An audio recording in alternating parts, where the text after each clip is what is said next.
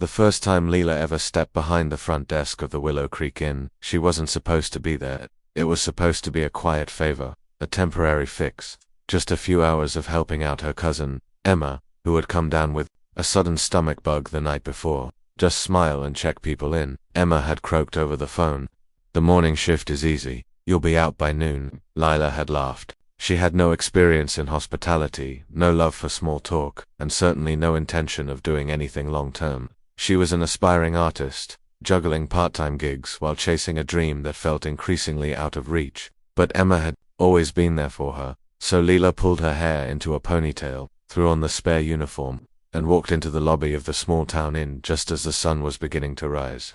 The lobby was quiet, bathed in soft golden light from the large windows. It smelled faintly of lavender and coffee. Lila took her place behind the counter, nervous but determined. She had no idea that one guest, one moment, would unravel something deep inside her. The first hour went by in a blur of good mornings and handing out room keys. Most guests were kind, older couples passing through or young families on vacation. Lila fumbled a little, mistyped a room number once, but overall things went smoothly. Then, at 9:37 a.m., she walked in. The woman was probably in her early 50s, wearing a navy blue cardigan and carrying a leather tote bag. Her eyes were tired, not the kind of tired that comes from lack of sleep, but the kind that comes from carrying something too heavy for too long. "Good morning," Lila said with a practiced smile. The woman didn't smile back. "I have a reservation.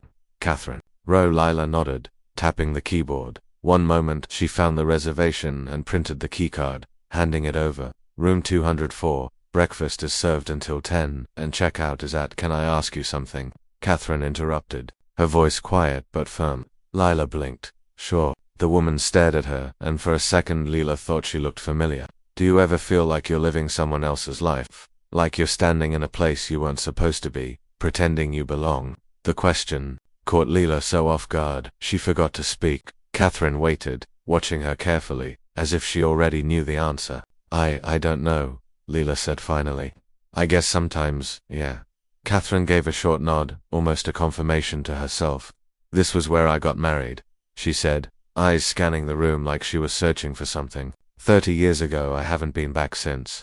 Lila's throat tightened. She suddenly didn't know where to look. "Was it a good day?" "No," Catherine said softly. "But I told myself it was 4 years. I told myself a lot of things." Lila didn't know why the words hit her so hard. Maybe because just that morning, she'd looked at her half-finished sketchbook and wondered if she was wasting her life chasing a dream she wasn't good enough to catch. Maybe because she'd been telling herself, for years, that her failures were just temporary, and that everything would eventually work out. Catherine gave her a small, sad smile. "Don't lie to yourself too long, sweetheart. Some lies become harder to leave than the truth."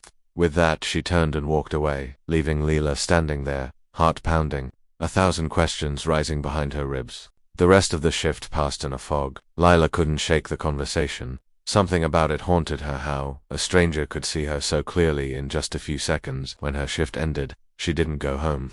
Instead, she wandered into the lounge and found a quiet corner by the window. She opened her sketchbook, flipping through half-finished drawings, abandoned ideas, dreams she had once believed in completely. For the first time in weeks, she let herself draw, not because she needed to make money or post something online, but because it was the only thing that had ever made her feel truly alive. Her pencil moved faster than her thoughts. Hours passed. When she looked up again, the light had changed. Golden afternoon beams filtered through the glass, and sitting a few feet away, unnoticed until now, was Catherine. She was watching Lila quietly, a soft expression on her face. "You're good," she said. Lila blushed. "Thanks. I used to paint," Catherine said. "A long time ago. I stopped when my husband told me it was childish." Lila looked at her, surprised. "I'm sorry," Catherine shrugged. "It's never too late to start again, but it is very easy to run out of time." They sat in silence after that, comfortable silence, as if something had passed between them, something unspoken but understood. That night, Lila went home and applied to a residency she'd been too afraid to consider. She booked a spot in the weekend art fair she called her old mentor. Small steps, maybe, but each one felt like a reclamation. She never told Emma about Catherine, not really. She just returned the uniform, thanked her, and never picked up another shift. But months later, at her first gallery showing in the city, Lila spotted her again. Catherine. She stood at the back, arms folded, eyes glimmering. When the show was over, she walked up, looked at the painting of the Willow Creek Inn hanging on the far wall, and whispered, "You finally told the truth." Lila smiled. So did you. That was the last time she saw her, but she carried the moment forever. The truth is, we never know what day will change us. Sometimes, it's the day we're least expecting, when we're filling in for someone else, pretending we don't care, just trying to make it through. And then a stranger walks in and asks the one question that makes you remember who you are. Because sometimes, taking a job for one day isn't about helping someone else. It's about finally helping yourself, and that Lila learned is the beginning of everything.